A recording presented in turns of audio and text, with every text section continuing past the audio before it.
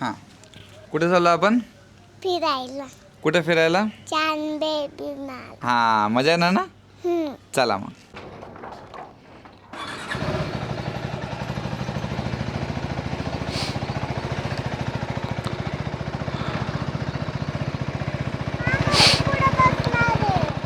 काय? मी पुढे बसणार आहे. पुढे बसणार आहे? कुठे इथं जागा? तू मागं बस. हे बघ, मला बॅग ठेवायची पुढं, तुला मागं बसावं लागन. अरे पुढं असं वरती आहे, इथं बसायला जागा नाही आहे, तू मागच बस. हे बघ इथं पाय येतील तुझे, मग हे असं दब ना आतमध्ये ये. हमारे यहाँ ऐसा ही होता है. चला तर आता ही फर्स्ट ट्रिप माझी भाची आणि माझ्या दीदीसोबत चाललेली आहे. चांदबेबिका महालला आम्ही निघालो आहोत. आता वाजले आहेत 3:45. आता बघूया इथून किती लांब रस्ता आहे आणि काय आहे ते. लोक बघितलं कसे बघतात ते. मग जलवा आहे हमारा. तर मंडळी आता निघालो आहोत आम्ही, हायवेला लागलो आता. हे मला मोबाईल माउंटमुळे प्रॉब्लेम होतोच थोडासा. लवकरच मोबाईल माउंट लावून घ्यायचा आपल्या गाडीला, कारण GPS मॅप्स लावायला खूप प्रॉब्लेम होतो आहे. इथून अजून पाऊण तासाचा रोड दाखवतो आहे. आता 3:51 झालेत, बघू आता किती वाजता पोहोचतो आहे. तिकडे काही थोडेफार फोटो काढू आपल्या बाईक्ससोबत मस्तपैकी कचकनमध्ये. इथं वारकऱ्यांमुळे थोडीशी गर्दी झालेली आहे. आता सिग्नल सुटल्यावरती एकदम सुरळीत होऊन जाईल. आम्ही MIDC एरियामधून निघलो होतो, नगर MIDC. तिथून आम्ही आता आलो आहोत भिंगारला, आणि भिंगारवरून आता आम्ही स्ट्रेट पुढे चाललो आहोत चांदबेबिका महालकडे. मला वाटतं जिकडे चांदबेबिका महालचा जो रस्ता आहे त्या रस्त्याला मी अगोदर गेलेलो आहे, जेव्हा मी बीडला गेलो होतो कदाचित दिवाळीला, नाही होळीला, हां मार्चमध्ये मी जेव्हा गेलो होतो तेव्हा ज्या रस्त्याने गेलो तोच रस्ता आहे असं वाटतं. तर बघूया, ऊन खूप आहे आणि त्यामध्ये थोडेसे चटके लागतात माझ्या पायाला गाडीचे.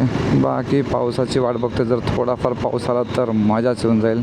येस, आता तुम्हाला थोडेफार नजारे बघायला भेटू शकतात. आता आपण सिटीच्या थोडं बाहेर आलेलो आहोत. तर या साईडला आता डोंगर दिसेल तुम्हाला. साईडला पवनचक्क्या, पुढे पवनचक्क्या आहेत. हां, आणि तो आहे बेबिका मकबरा. इथून दिसतो आपल्याला डोंगर, मला वाटलंच होतं तोच असणार आहे. तो जो डोंगर दिसतोय त्या साईडला तुमचा तो बेबिका मकबरा आहे.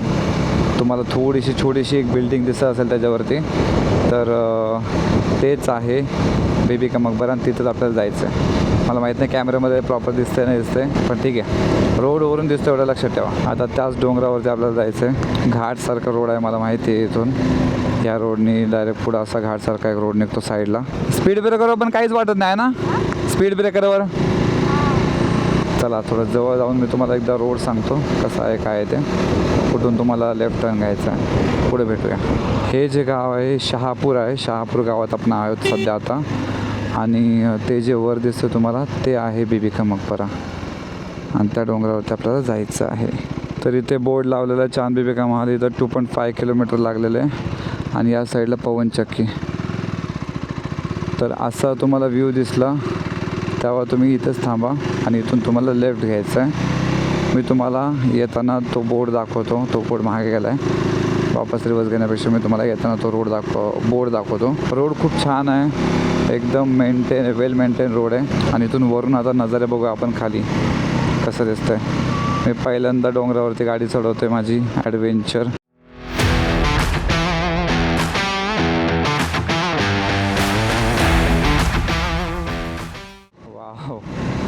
रोड खूप इंक्लाइन आहे, पण हिच्यासाठी काहीच नाही आहे, आरामशीर चालले मक्खन. मी, माझी दिदी, माझी भाची आम्ही बसलो आहोत, तरी पण एकदम मक्खन चालू आहे. 3ऱ्या गेअरवरती गाडी आरामशीर चढते, आरामशीर म्हणजे इथं थोडं 2ऱ्या गेअरवर टाकतो.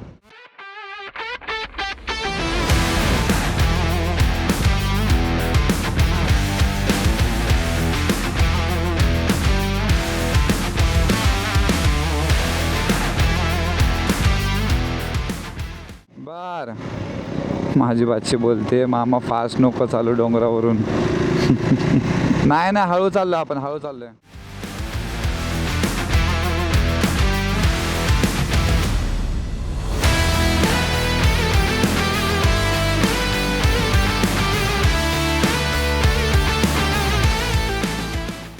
खूपच मस्त रोड आहे, सिनिक रोड आहे. आणि मी फील करू शकतो की पावसामध्ये हा रोड कसा दिसत असेल यार, जबरदस्त.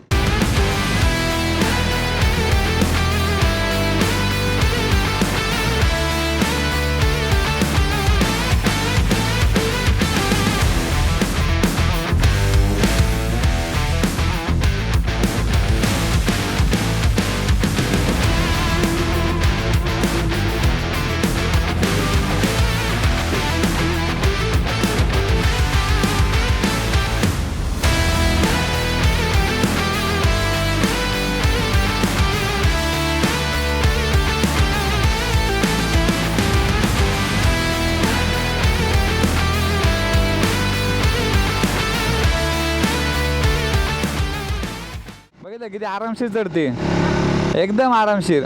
इथं जागे जागे तुम्हाला थोडेसे छोटे छोटे रेस्टॉरंट्स वगैरे आहेत.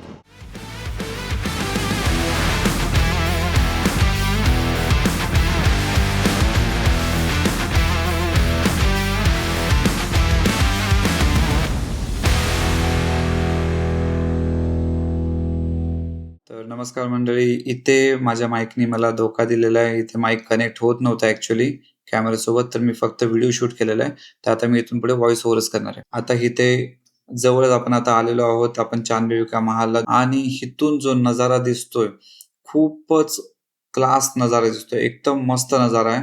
म्हणजे तुम्ही असं विश्वास पण नाही करू शकणार की अहिल्यानगरच्या एरियामध्ये असा नजारा भेटू शकेल.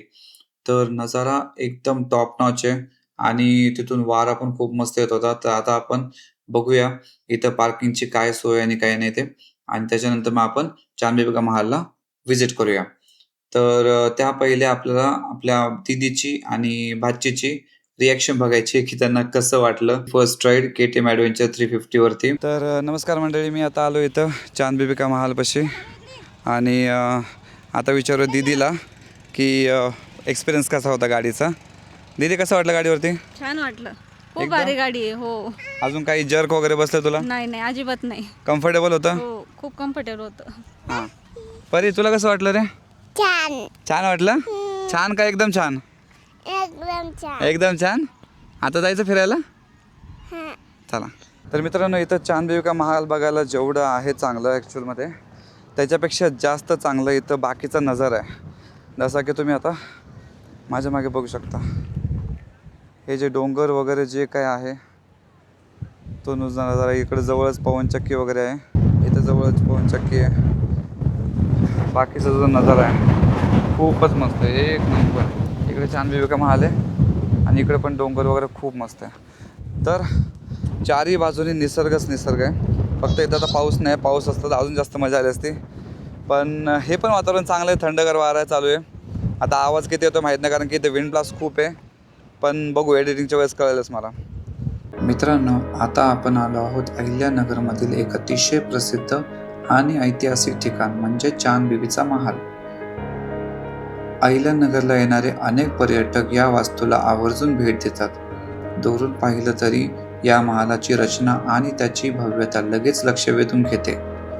आता थोडंसं याच्या इतिहासाबद्दलही जाणून घेऊया. चांदबिबी या अहिल्यानगरच्या इतिहासातील अतिशय शूर आणि पराक्रमी राणी म्हणून ओळखल्या जातात. इसवी सन 1595 ते 1596च्या सुमारास त्यांनी मुघल सम्राट अकबरच्या सैन्याविरुद्ध अहिल्यानगरचं धाडसानं संरक्षण केलं होतं. त्यांचं शौर्य, नेतृत्व आणि युद्ध कौशल्य यामुळे आजही इतिहासात त्यांचं नाव मोठ्या आदराने घेतलं जातं. मात्र इतिहासकारांच्या मते ही इमारत मूळतः निजामशाही काळात राजघराण्याच्या विश्रांतीसाठी किंवा बागेतील मंडप म्हणून बांधण्यात आली असावी. चांदबिबी स्वतः या महालात राहत होत्या याचा ठोस ऐतिहासिक पुरावा उपलब्ध नाही, पण त्यांच्या शौर्यामुळे आणि लोकपरंपरेमुळे या वास्तूला त्यांचंच नाव मिळालं.